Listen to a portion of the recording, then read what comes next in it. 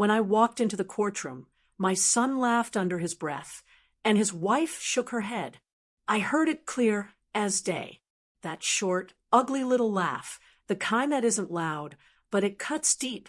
I froze for a second, right there in front of the judge's bench, clutching my tote like it was some kind of shield. It hit me all at once. This wasn't a meeting, this wasn't a misunderstanding. This was a hearing about me, about whether I was still capable of managing my own affairs.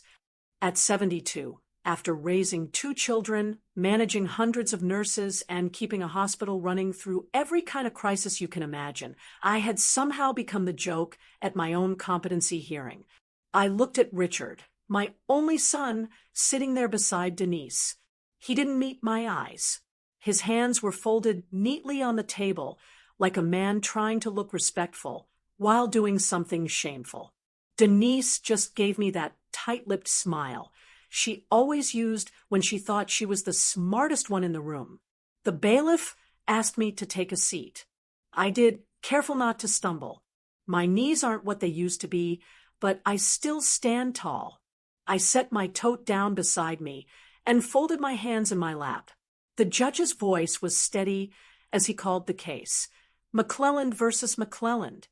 Hearing my own name said twice like that felt strange, like I'd been split into 2 people.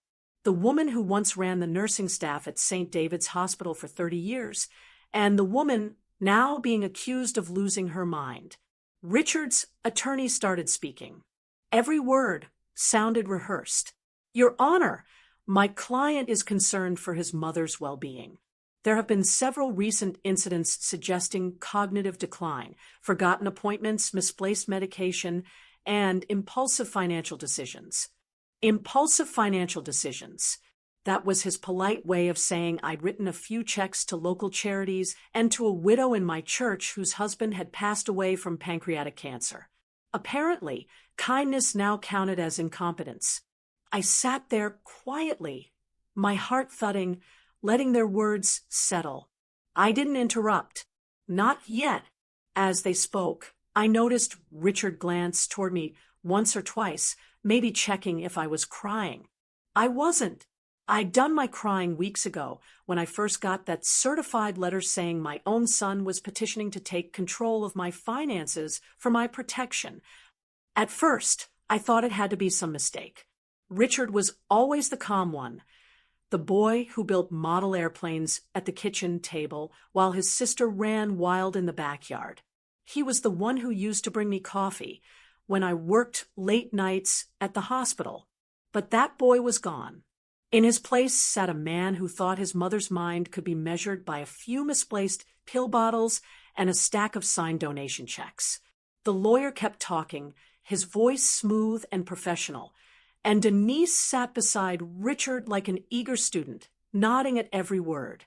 Her navy blazer was crisp, her nails manicured. I noticed her new bracelet, rose gold, probably expensive. I wondered if she bought it with the money from my joint account. When it was my turn to speak, my attorney leaned over and whispered, "Take your time, Naomi. You know what you're doing." I nodded. Yes, I did. I stood up slowly, facing the judge. My voice didn't shake, though my hands wanted to. "Your Honor," I said, "I may have forgotten a grocery list or 2, but I haven't forgotten who I am. I haven't forgotten how to read a balance sheet or a prescription chart or a budget. I spent 41 years managing one of the busiest departments in St. David's Hospital. I've supervised people half my age who couldn't tell a Tylenol from a tablet of iron. So forgive me if I don't take kindly to being called confused." For a second, nobody said anything. The judge looked down at his papers. Richard's lawyer cleared his throat. Denise shifted in her seat. I could almost hear their thoughts. She's too proud, too defensive. But I also saw something else flicker across my son's face. Doubt. Maybe for the first time since this started. That gave me just enough strength to hold my head a little higher. See, what Richard and Denise didn't know was that I wasn't walking into that courtroom blind. I'd been patient, watching, waiting collecting the things they thought I'd never notice. Bank transfers, emails, conversations they had when they thought I was asleep. They thought this day would break me. They thought they'd walk out with control of my life, neatly handed to them by the state. They forgot something important. I used to run a hospital. After the hearing started, I couldn't help but replay how it all began. None of this happened overnight. It crept in slow, the way most heartbreak does. 2 years ago, when Charles passed, my world went quiet. We'd been married 47 years. We met in college in Denton, built a life in Dallas, and raised our children to believe in steady work and clean consciences. When he died, the house felt too big. I sold it not because I had to, but because every corner reminded me of him. The laughter, the Sunday pancakes, even his shoes by the door. It was too much. I found a modest condo outside Austin. Nothing fancy, 2 bedrooms, 1 small balcony with a view of the park. I told myself it was a new chapter. I joined a book club, volunteered at the local clinic twice a week, and kept busy. I missed Charles every single day, but I tried to fill the silence. Then came the fall. I was reaching for a box on the top shelf when the stool slipped. I only bruised my shoulder, but it scared me. Richard showed up that evening with groceries and said, "Mom, you shouldn't be climbing ladders. You need to slow down." He was gentle about it then. He offered to help with bills and online payments. "Let me set up autopay for you, Mom." He said, "You don't need to stress about due dates." It sounded kind, and I was tired of sorting envelopes. I let him take care of it. Weeks later, he mentioned combining one of my smaller accounts for easier access. I didn't think much of it. We were family. Family doesn't take advantage, right? Or, at least, that's what I used to believe. Months went by. He and Denise started stopping by less. When they did, they always seemed rushed. Denise would walk around the condo like she was inspecting it, pointing out things I should update. "Mom, you could sell this place for a profit," she said once, running her hand across the kitchen counter. It was small talk, but something about her tone made me uneasy. Then one afternoon, while sorting mail, I found a statement from the bank. My name wasn't listed alone anymore. It read, "Joint account holders, Naomi McClelland and Richard McClelland." I sat there staring at it. I didn't remember signing anything like that. I called the bank. The young woman on the phone told me the documents had been digitally approved and processed through family authorization. Family authorization. I didn't even know that was a thing.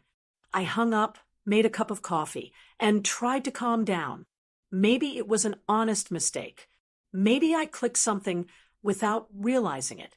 I wanted to believe the best. I always did. Then came the envelope. It was certified, stamped, and official looking. I remember opening it at the kitchen table, the light from the window falling across the paper. It said in the matter of Naomi McClelland, petition for guardianship, filed by Richard McClelland and Denise McClelland. For a moment, the words didn't register. I thought maybe someone was pranking me, but as I read on, my stomach turned. They claimed I had shown signs of cognitive decline, that I'd made unsound financial decisions, and that I was no longer capable of independent living. The evidence? I'd missed one HOA meeting, donated $5,000 to a local food pantry, and once called Denise twice in one day because I couldn't remember if I'd told her about my new medication. It sounds small, but when written on legal paper, it looked damning. I sat at that table for an hour, reading and rereading every line. I wasn't angry right away. I was just stunned. My own son had gone to court to take away my right to make decisions about my own life. And the worst part, there was a tiny, quiet part of me that wondered if maybe he was right. I had been forgetting things. A few weeks earlier, I drove to HEB and couldn't find where I'd parked. I stood in the lot for 10 minutes, pressing my key fob, listening for the horn. I laughed it off when I told Leah, but inside, it shook me. Then there were my pills. Once, I mixed up my calcium with my blood pressure tablets. Nothing serious happened, but it made me nervous. I started setting reminders on my phone. So when Richard said I was slipping, I couldn't say it was all lies. That's what made it sting. He took my small human moments and built a case out of them. I told Leah about the petition over the phone. She lives in Denver, and I could hear the disbelief in her voice. Mom, you can't let him do this. You need a lawyer. I don't want to fight him. I said, he's my son. But she was right. By filing that petition, Richard made it a fight whether I wanted it or not. I called an attorney the next day, a man named Henry Langston. We'd known each other back when he was a legal advisor for the hospital. He was older now, slower in his walk, but his mind was sharp. He came to my condo, sat at my table, and read the papers quietly. After a few minutes, he looked up and said, Naomi, they're trying to take your independence. We can't let that happen. He asked for every financial record I had, bank statements, medical evaluations, donation receipts. I handed them over, embarrassed at how disorganized they were. He smiled and said, Don't worry, we'll make sense of it. That night, I lay in bed and stared at the ceiling fan spinning slowly. I thought about every diaper I'd changed, every night I stayed up with Richard when he was sick, every word of encouragement I gave him when he started his own business. I thought of how proud I used to be. Now my own child was standing in front of a judge, trying to prove I couldn't think straight. It's a strange kind of pain when the person you gave life to tries to take yours apart piece by piece.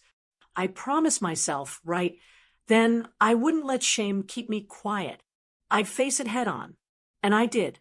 After Charles passed, Richard started acting different. It wasn't sudden, it was slow, almost polite at first. He spoke to me like I was made of glass. Every word came with a careful tone, as if I might break if he said the wrong thing. He used to call me every few days just to check in, but after the funeral, our conversations changed. They weren't about family anymore. They were about my plans, my health, my money. Mom, you shouldn't drive that far by yourself. He'd say if I mentioned visiting Leah in Denver. Or, you don't need to handle that paperwork. Denise, and I can take care of it. At first, I thought it was love. He'd lost his father too. After all, maybe he just wanted to protect me. But love doesn't sound like permission. And every time I told him I could manage something, he'd sigh the way a parent sighs at a stubborn child. Denise was worse. She was always polite on the surface, but her words had edges. You should really think about assisted living sooner rather than later, she said one evening at dinner. It's better to plan while you still can. While you still can. I remember those 4 words. They stayed with me. They started visiting less, but when they did, Denise would walk around the condo like a realtor. She'd open drawers, comment on my furniture, ask what I planned to do with all this space.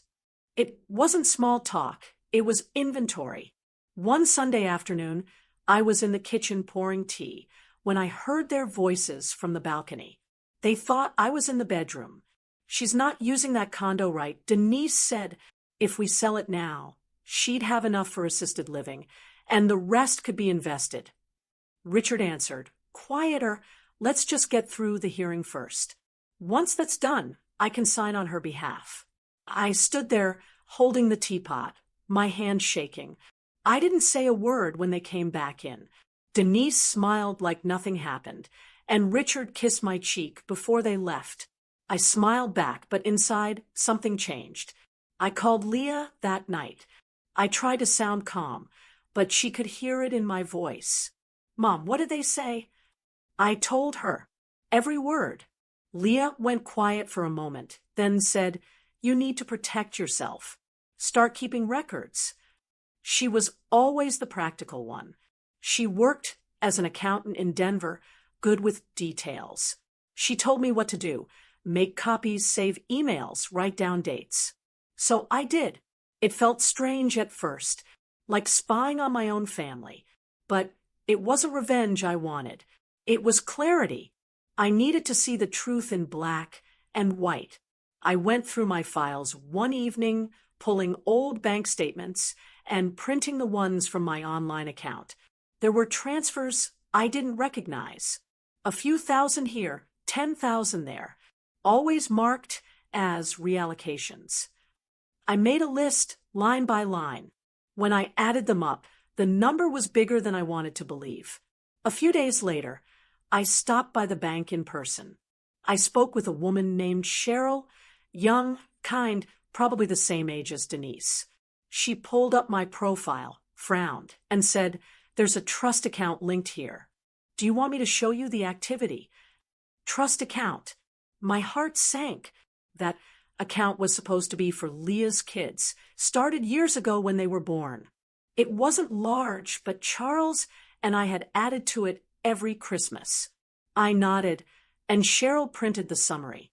There were withdrawals, 4 of them, each labeled as authorized transfer by co-trustee Richard McClelland. He hadn't even told me. I drove home in silence that day. I didn't cry. I didn't yell. I just sat in my car in the parking lot and stared at the dashboard, trying to understand how it had come to this. I raised that boy to be careful with money. I taught him to double-check everything before signing. And here he was, quietly signing things for me. That night, I made copies of every page. I labeled them neatly, slipped them into folders, and stored them in the filing cabinet under my birth certificate. It wasn't just about money anymore. It was about trust. I stopped waiting for him to explain himself. I stopped feeling sorry for myself. Instead, I started reading every line of every document, every receipt, every contract. I read the fine print like it was my new job, because in a way it was. They wanted to prove I couldn't handle my affairs. Well, I was about to show them just how capable I still was. The next time Richard called, his tone was different, softer, but not the good kind. "Mom, you really don't need to stress yourself over paperwork," he said. "It's all being taken care of." I smiled into the phone. "I know, Richard," I said. "I'm just keeping copies for my records." He hesitated before hanging up. He knew I'd seen something. That was the moment I stopped being the mother he pitied and started being the woman he underestimated. And I wasn't done yet. After I found those withdrawals from the trust account, something in me woke up. The hurt didn't go away, but it settled into something quieter, focus. I wasn't just a mother anymore. I was a woman who needed to protect herself. I still volunteered twice a week at the State Medical Review Board in Austin. It wasn't much, mostly reading through hospital ethics cases and making recommendations.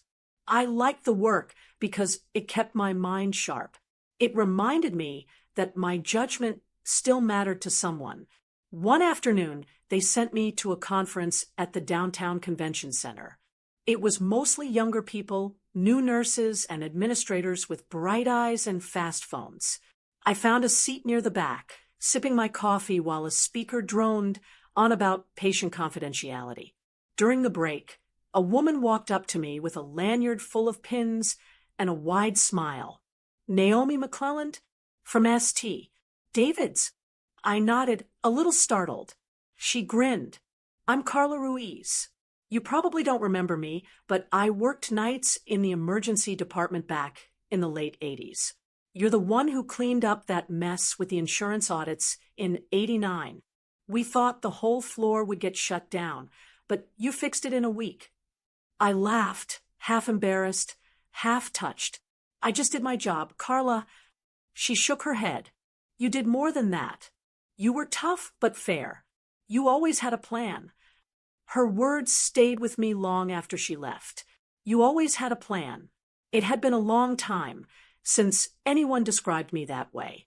Somewhere between grief, downsizing, and letting others handle things, I'd forgotten who I used to be, the woman who ran a department full of doctors and nurses, the one people came to when chaos broke out. Driving home that evening, I felt something I hadn't felt in a while: clarity. The next morning, I called Henry Langston. He was retired now, but he'd stayed in touch with a few old hospital colleagues. When I told him what was happening, he didn't sound surprised. "This happens more than you'd think," he said. "Family thinks they're doing you a favor, and before you know it, they've got the keys to your whole life." "I'm not going to let that happen," I told him. "Good," he said. "Then we'll do it the right way." Quietly. We started by organizing everything. I brought over boxes of papers, statements, letters, receipts. Henry looked through each one carefully. He had a small office behind his house, filled with old books and the smell of coffee. He made copies of the account records and highlighted every transaction Richard made. Then he asked me to check my medical history. "They'll use your health against you," he warned. I called my doctor, scheduled a cognitive exam, and passed it without trouble. The results were clear: no signs of dementia, no cognitive decline. I asked for 2 certified copies. Henry smiled when I handed them over. "That's your shield," he said. "Now let's find your sword." We went through my emails next. I'd never deleted much, and it turned out that was a blessing. There were notes from Denise reminding Richard about timelines and deadlines. One message caught Henry's attention. Denise had written, "We need to file before your mom changes her will again. The trust money is better secured if the judge sees her as unstable." I stared at the screen for a long moment. My stomach turned. "Can we use that?" I asked. He nodded. "It's evidence of motive." We printed every email that mattered and stored them in labeled folders. I kept 1 copy in my condo and gave Henry the other set for safekeeping. As the weeks passed, I started feeling like myself again. I cooked more. I walked around the park every morning, and when I saw Richard's name pop up on my phone, I didn't feel dread. I felt control. He'd call to check in, but every question had a purpose. "Did you pay that bill yet? Have you thought about moving closer to us?"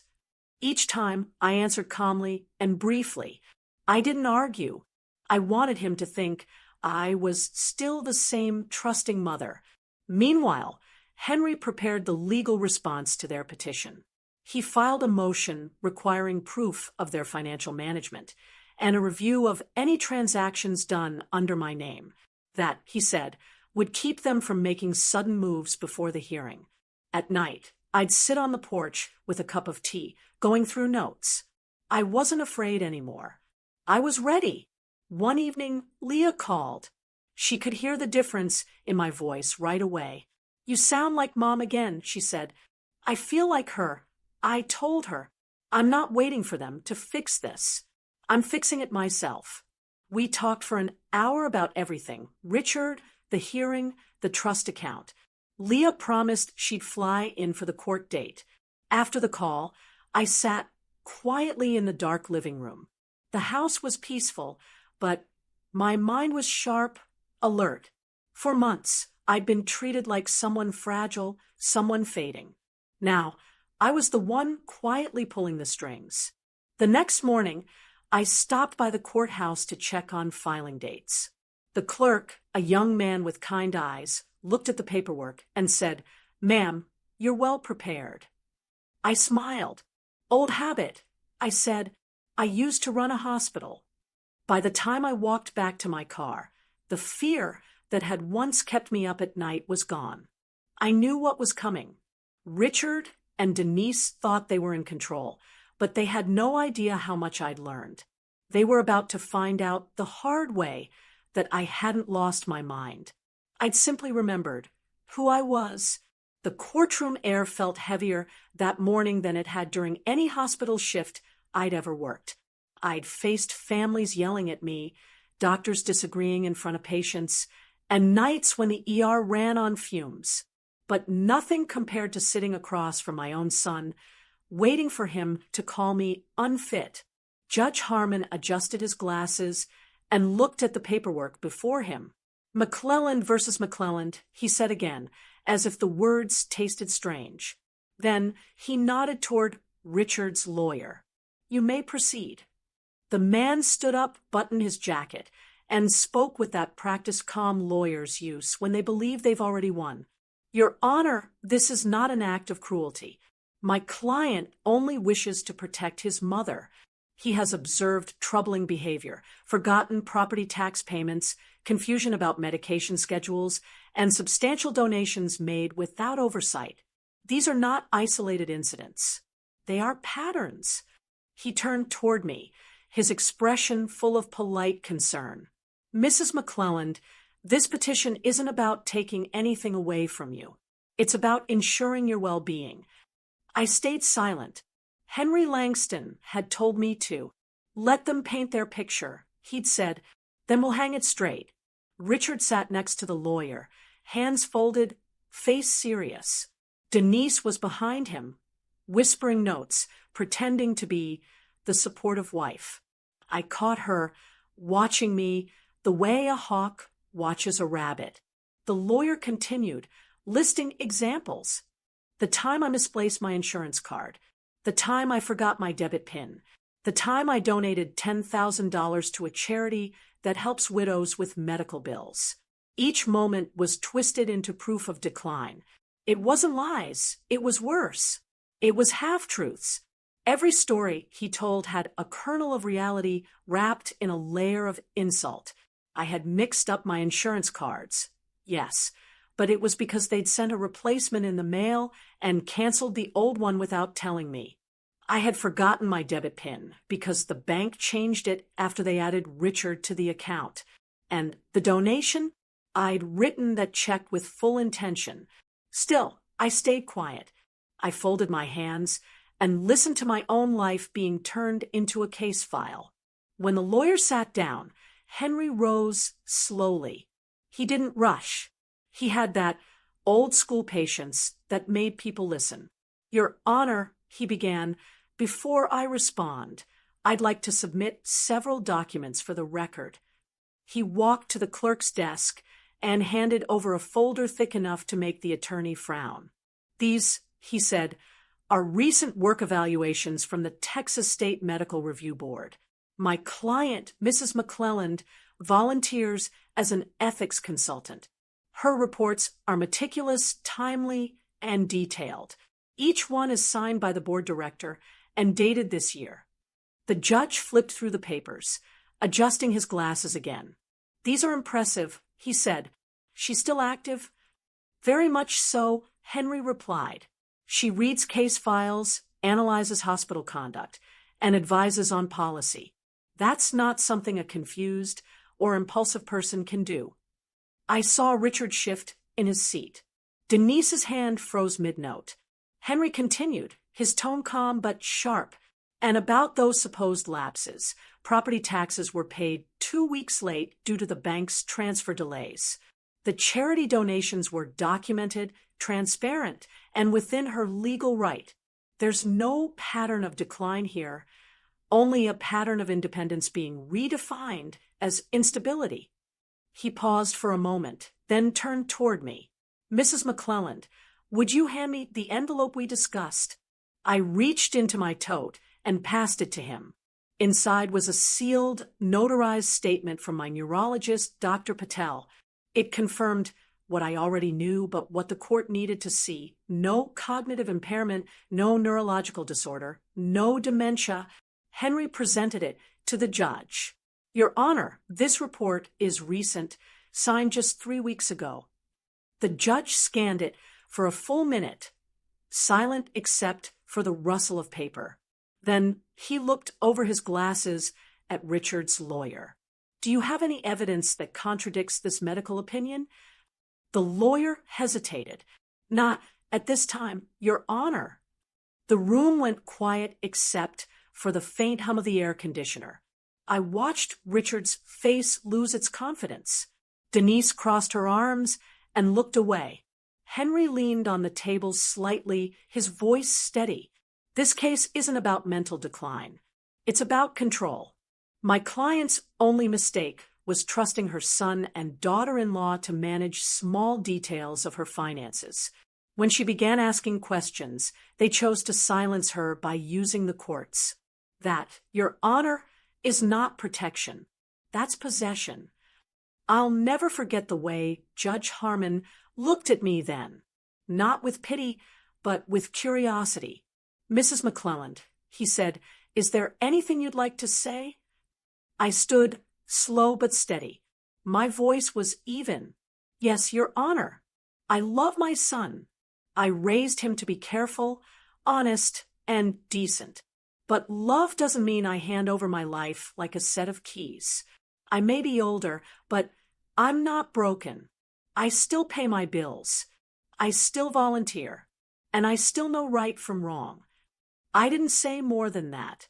I didn't need to. The judge nodded. "Thank you, Mrs. McClelland." Richard leaned forward as if he wanted to speak, but the judge raised a hand. "I've heard enough for now." The silence that followed felt like the longest minute of my life. Then, with a soft sigh, Judge Harmon closed the folder. "Given the evidence presented," he said, "I see no grounds for a guardianship at this time. Petition denied." It was simple, almost casual, but it landed like thunder in my chest. Richard's lawyer tried to protest. "Your Honor, if we could—" The judge cut him off. "No further arguments. This matter is closed." Henry reached over and squeezed my hand once. "You did good," he whispered. As I gathered my tote, I looked at Richard. He couldn't meet my eyes. Denise stared down at her phone, pretending to check a message that wasn't there. Walking out of that courtroom, my legs trembled, but not from fear.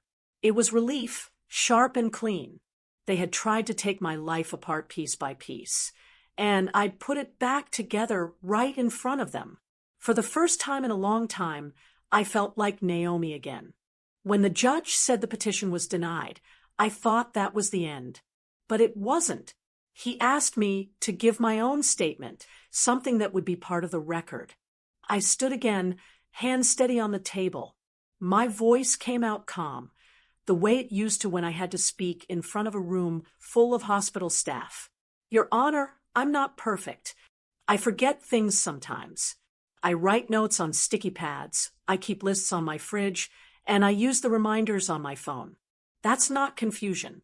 That's being 72 and organized. I took a breath. I keep a strict routine. I wake up at 6. I walk around the park across from my condo.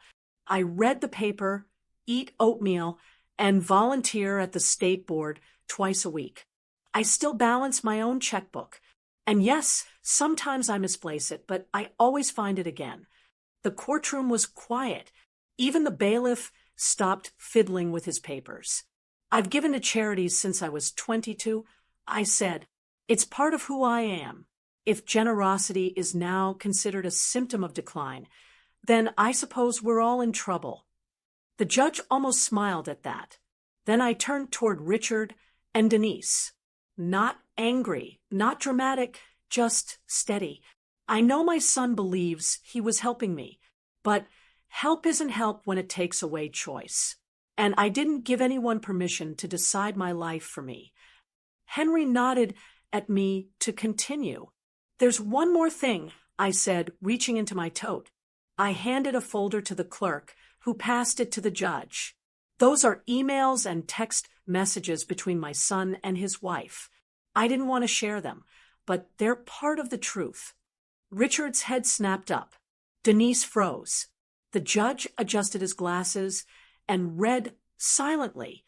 His brow furrowed. Then he read one line out loud. "We should move before she changes her will again. Once the court grants control, it's clean." No one spoke. You could have heard a pin drop. He turned another page and read another line. "We can streamline her assets once guardianship is approved. It'll make things easier for us long term. Richard sank back into his chair. Denise stared at the floor. The judge set the papers down and looked at them both. Is this accurate? Neither of them answered. He repeated, slower this time. Are these messages legitimate? Richard finally nodded. Yes, Your Honor. His voice was low, almost a whisper. But we didn't mean... The judge held up a hand. I've heard enough. Then he looked back at me. Mrs. McClelland, you've shown exceptional clarity today. I see no evidence of incapacity. In fact, I see someone who's been far too trusting. That last line hit home. He was right. The courtroom stayed silent for what felt like a long time. The judge signed the final document and handed it to the clerk. This petition is officially dismissed. Mrs. McClelland retains full control of her estate and affairs. I nodded. Thank you, Your Honor. My voice didn't shake.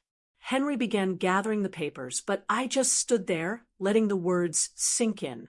I wasn't angry anymore, just tired and free. When it was over, I turned to leave.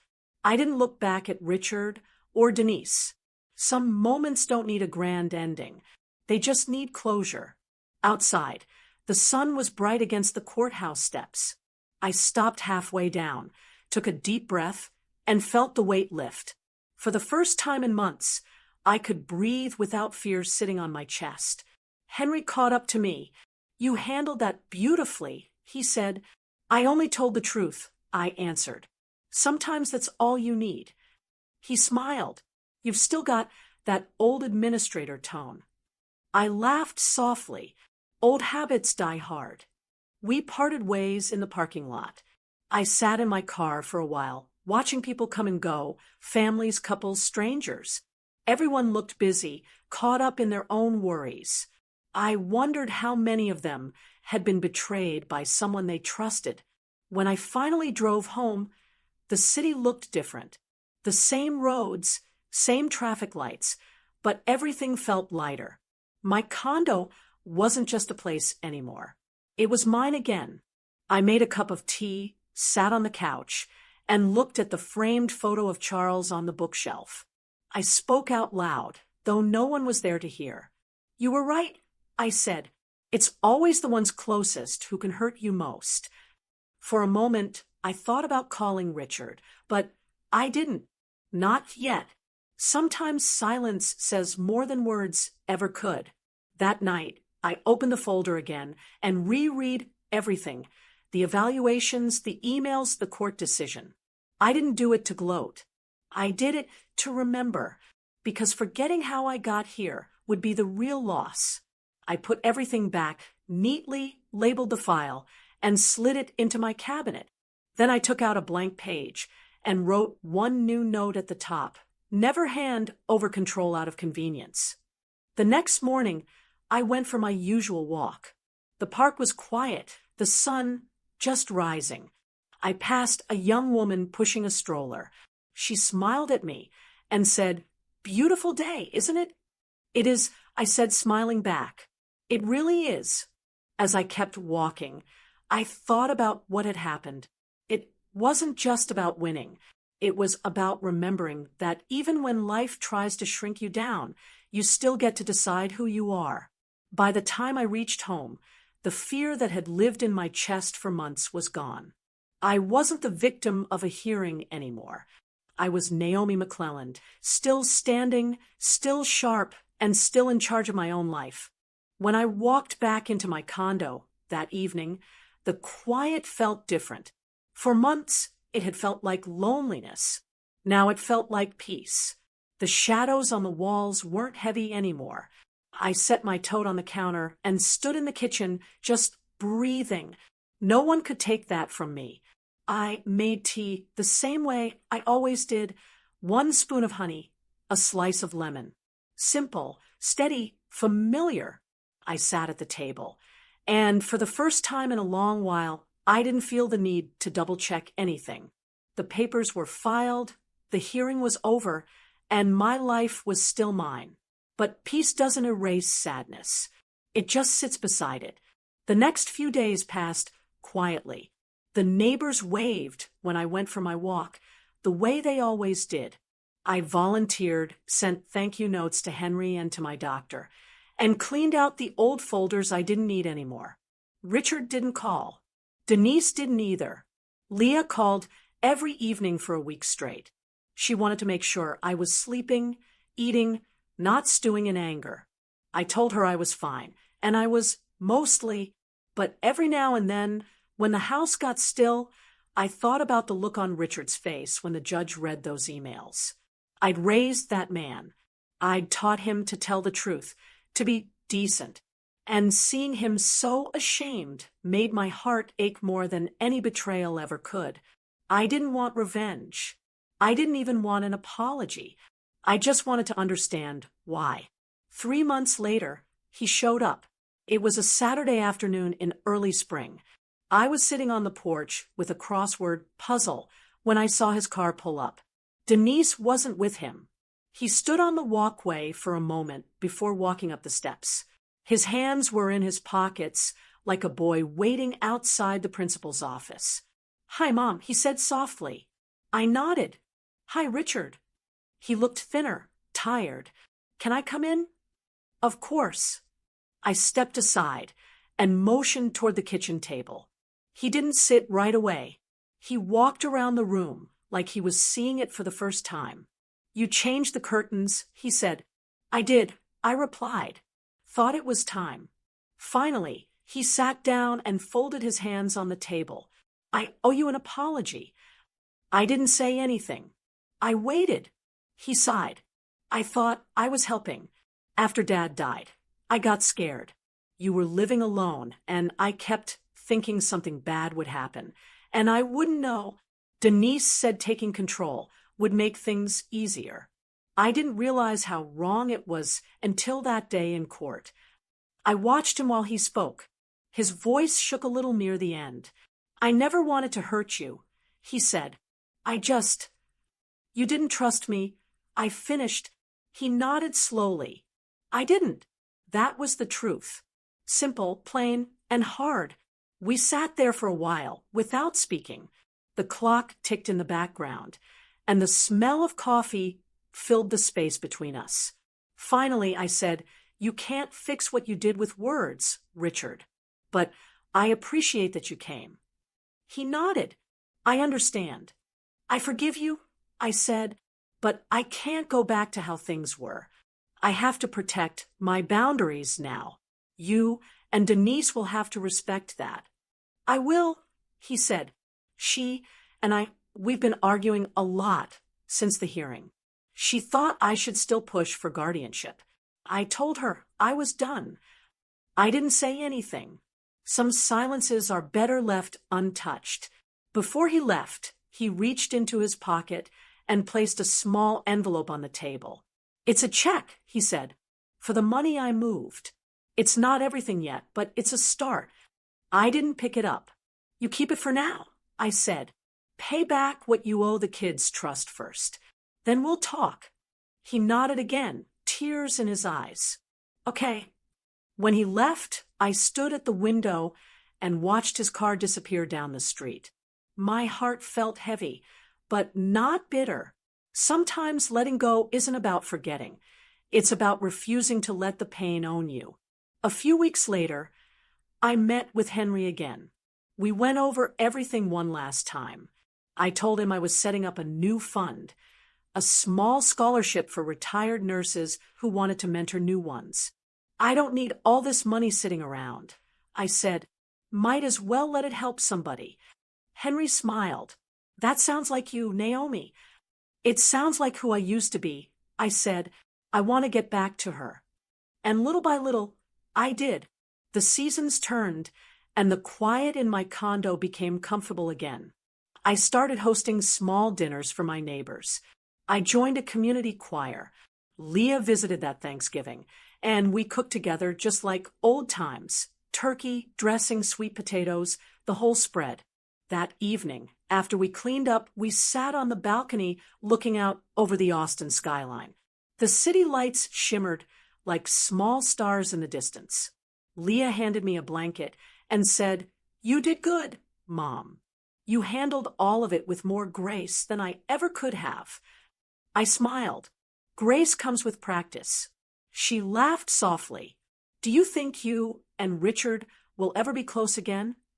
"I don't know," I said honestly. "Maybe in time. Forgiveness doesn't always mean reunion. Sometimes it just means peace." We sat in silence for a while, watching the lights flicker. I thought about Charles, about the life we built, about the children we raised. Love doesn't disappear when it's tested. It just changes shape. Before Leah went to bed, she hugged me tight. "I'm proud of you, Mom." "Thank you," I whispered. "I'm proud of me too." That night, I stood by the window and looked out at the city again. Winning hadn't felt like victory. It felt like calm, like taking back a piece of myself that had been missing. I'd learned something important through all of it. Independence isn't just about paying your own bills or living alone. It's about knowing your worth, even when the people you love forget it. As I turned off the lights, I said quietly to myself, sometimes winning doesn't feel like victory. Sometimes it feels like peace. And that peace, I learned, is worth fighting for. I used to think getting older meant giving things up, control, energy, freedom. I thought it was a slow letting go of the life you built. But I was wrong. Aging isn't about losing control. It's about learning where to place your trust and when to take it back. When I stood in that courtroom and heard my own son question my mind, I felt something break inside me. Not anger, not shame, just the quiet shock of realizing that love can twist itself into fear.